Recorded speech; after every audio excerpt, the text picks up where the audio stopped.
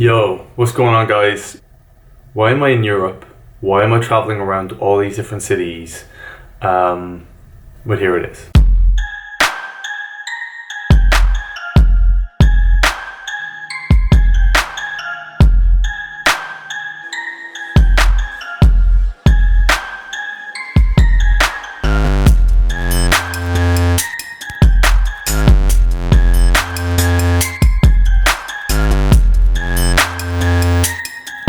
Hey guys, so just landed, just got in a rental car. I'm going to give you a quick, slight introduction to Frank.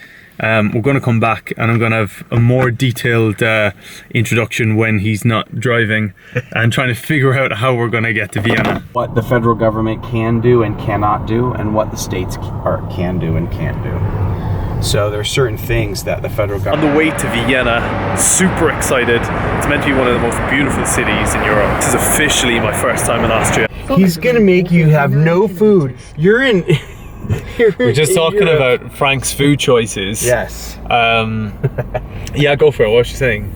Yeah, my daughter says, yeah, how can you drive around Europe and not get good food? Well, we're gonna find good food. We're just gonna find good food that we're able to eat. We're able to eat, right. To be honest, see, this puts pressure on me because I can get away at the minute with eating a certain amount of carbohydrates and a certain amount of bad food, but now I can't. Text my mum as soon as I got here, say, oh yeah, hey, how you doing? You know, she's messaged me to catch up, and like, oh hey, not bad, I'm in Austria. And her reply was, they've got amazing cuckoo clocks and cows with bells on. We're gonna find some cows. So we gotta find some. We gotta find some cows with bells on. So one of the biggest questions I was asked by most people this week is, how am I going to be tracking my food? How am I going to be eating right one on the go?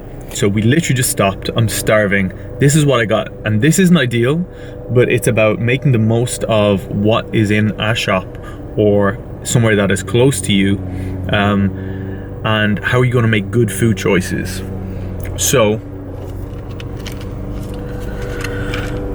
went for some of this. It's not ideal. It's a good snack. It's something that I would normally go to when I'm at home. I'll go grab, go into a Tesco or Sainsbury's if I'm on the go, which I am all the time, and I will go for something like cooked chicken breast or a salad and just bang it together. I've also got some Monster, of course. Some of you guys were going to kick off about fizzy drinks. I got Frank some Coke Zero. You have to remember, is your goal optimal health or is your goal, aesthetics? The goal right now is to try and, put Frank in a calorie deficit. And if you're craving something, like me, you've got a really sweet tooth, then going for something like a Coke Zero is so much better than going for like a double decker.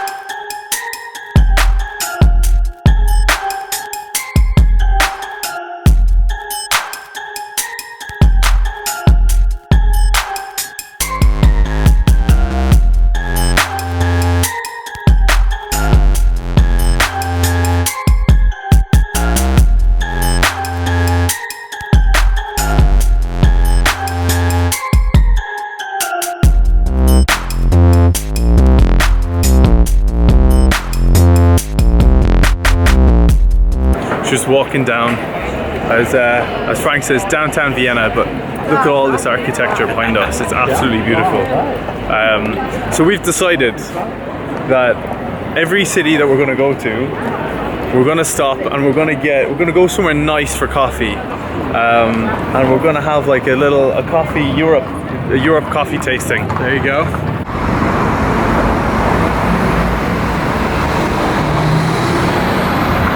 I've ordered a soy latte. Frank has ordered a peppermint tea. It's like, I want to reach out to you to see whether or not you can promote my stuff. So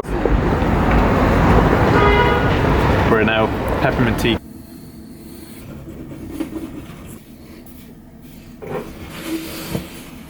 Vienna, day 2.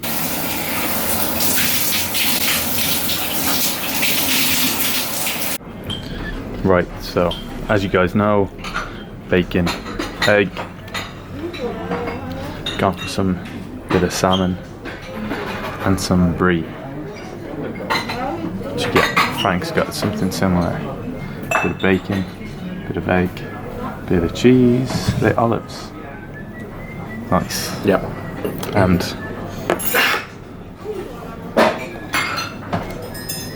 So, Frank Bria everybody. contacted me about a year ago as a client. Like many of my clients, wanted to lose weight, wanted to get in shape, and ever since then we've been working together in kind of bits and pieces when Frank needs to change his lifestyle. Frank's a pretty busy guy, but he's a pretty big deal, and inspiring that he does so much, but trying to do that and stay in really, really good shape is difficult.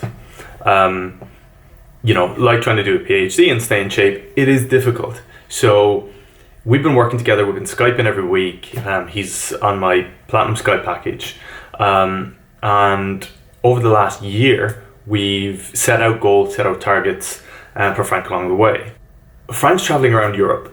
Frank's got a client who is sending him around Europe to all these different cities for work. And he thought, well, why not expense a trainer? So that's why I'm here. Traveling around, helping him make good food choices, doing some morning cardio, doing weight sessions, showing him, like I show everyone else, that it's not an excuse. This I picked up, it's a chicken salad that we nipped out, went to get dinner, had 45 minutes between his clients, and we didn't have enough time to sit down, so we were looking for something quick. Anything that was quick was like McDonald's, Burger King, anything like that. And you just can't make those decisions. You need to make smart decisions, but there is no excuse. So we nipped in to a little department store, similar to like a Tesco Express. Picked up some salad, ready to go. So it's kind of choices like that I'm showing Frank over the next few weeks, that you know, you can make these choices. It is still possible no matter how hectic your lifestyle is. Like you'll see, we did morning cardio earlier, weights in the gym, in the hotel.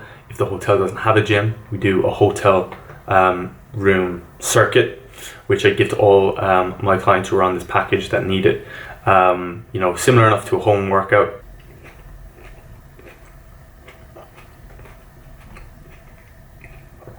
It's good. I love salad. Yeah, Frank goes, yo, want to travel around Europe? And I was like, yeah, of course, but I've got to do my PhD. I've got to do everything else. And he goes, well, you told me that it's not an excuse, that I can travel around and I can eat right. Why don't you travel around and do your PhD and eat right? So he set the challenge for me. So that's what I've been doing. We've been doing our bits. When he goes to his meetings, meets his clients, I'm typing up my PhD, and then we meet up later, train, cardio, and make good food choices. And I get to travel around Europe, expenses paid. Giving you guys the opportunity to see a little inside of what I can offer to my clients. And it just goes to show for you guys that, you know, you guys can do this too. You know, yeah, some of you guys might need a little bit more help. You know, all my stuff is in the description box below. So thoughts on Vienna so far? Without doubt, my favorite German-speaking city that I've visited. It's absolutely amazing. I really like it. Architecture is beautiful. Food looks good, even though we're being limited. Coffee is exquisite. Efficient, clean, tidy. But yeah, the architecture for me, and the history. Some of you guys will know that I'm a bit of a history geek. So the history behind Vienna is pretty cool. We drove past the Alps on the way here, and I cannot wait. This Saturday, we're going to be climbing up the highest peak in Germany, which is in the Alps. So that'll be good.